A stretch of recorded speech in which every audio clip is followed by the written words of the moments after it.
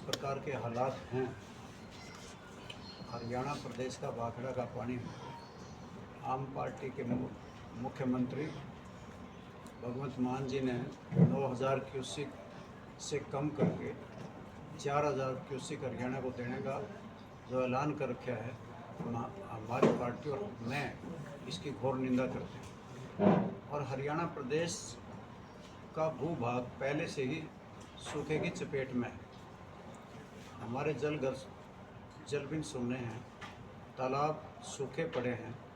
आज हरियाणा प्रदेश में लोगों को पीने का पानी नहीं, आज हरियाणा प्रदेश में पशुओं के पीने का पानी नहीं। और हमारा हक है पानी पे, कोई हम किसी से खैरात नहीं मांग रहे। हमने पहले से भी हरियाणा प्रदेश में जब भी कभी ऐसे मौके आए हैं कि हरियाणा के हितों पे कोई कुठाराघात हुआ है, हमारी पार्टी ने उसकी लड़ाई लड़ी। चाहे राजीव लोंगोवाल समझौता हुआ था, स्वर्गीय चौधरी देवीलाल ने उसके खिलाफ न्याय युद्ध लड़ा था। और जब 2002, 2004 और 2016 में SYL का फैसला आया तो फिर अभय सिंह चौटाला ने भी जेल भरो आंदोलन चलाया था। अब फिर एक नौबत आन खड़ी हुई है कि हरियाणा प्रदेश के हिस्से का पानी की कटौती की गई और भगवंत मान की सरकार ये कह रही है एक बूंद भी पानी हरियाणा प्रदेश को नहीं देंगे। हरियाणा प्रदेश की अगर स्थिति देखेंगे तो हरियाणा प्रदेश को कुल 40 लाख हेक्टेयर ज़मीन जो कृषि योग्य है, उसके लिए 36 लाख मिलियन एकड़ फीट पानी चाहिए था। और इसी के साथ साथ हमारे पास केवल अवेलेबल है 14 मिलियन एकड़ फीट पानी, यानी कि 22 मिलियन एकड़ फीट पानी की हमें आवश्यकता है।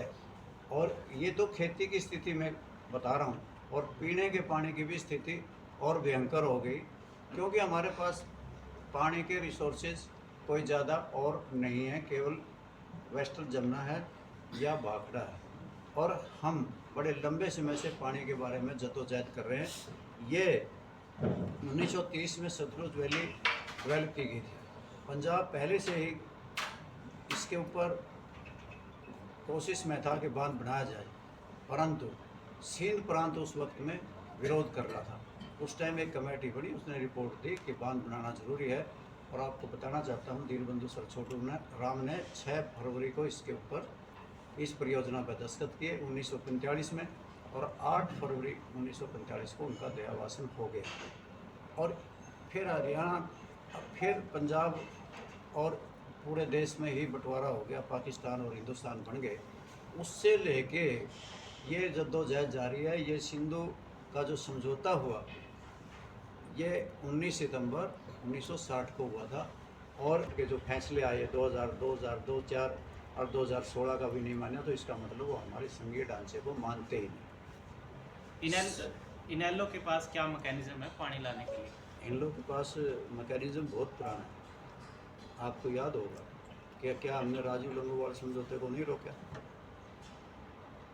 वरना तो चंडीगढ़ में 26 जनवरी 1985 में कह दिया था चंडीगढ़ पंजाब को दे दिया जाएगा, पुलिस वर्दी दूसरी हो जाएंगी, फिर दे दिया। ये इन लोगों की वजह से तो था। चौधरी देवीलाल ने न्याय युद्ध में तो रोक दिया था। और अब जिस प्रकार के हालात हैं, केवल इंडियन नेशनल लोकदल पार्टी तो उतरी है सड़कों पे। हमने तो लोगों को जाकर के कहा है कि हम संघर्ष करेंगे, लड़ाई लड़ेंगे, सारे बात हमने तो लोगों को बताई है। और आज हम सड़कों पे हैं, और पार्टी तो नहीं। सर, इसका मतलब तो ये होगा कि संघीय ढांचे आप जिसकी बात कर रहे हैं कि केंद्र सरकार के जो बीजेपी के लीडर हैं पंजाब के अंदर, वो भी इस फेडरल प्रणाली को नहीं मान रहे हैं, संघीय ढांचे को नहीं मान रहे। कौन? पंजाब की।